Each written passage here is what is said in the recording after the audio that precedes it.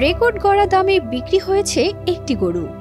নেলুর প্রজাতির এই গরুটি বিক্রি হয়েছে ৪৮ লাখ মার্কিন ডলারে, যা বাংলাদেশি মুদ্রায় ৫২ কোটি টাকারও বেশি। গরুটির নাম ভিয়াতিনা ১৯ এফটিবি মারা ইমুভ্রেস।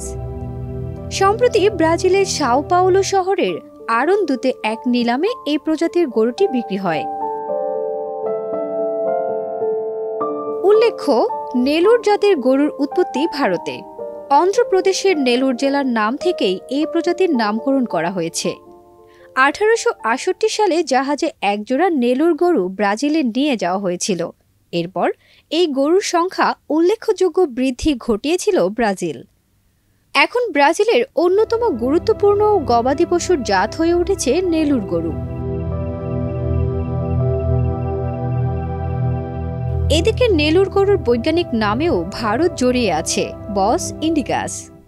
বিজ্ঞানীদের মতে এই জাতের গরু উষ্ণ আবহাওয়ার সঙ্গে খাপ খাইয়ে নিতে পারে,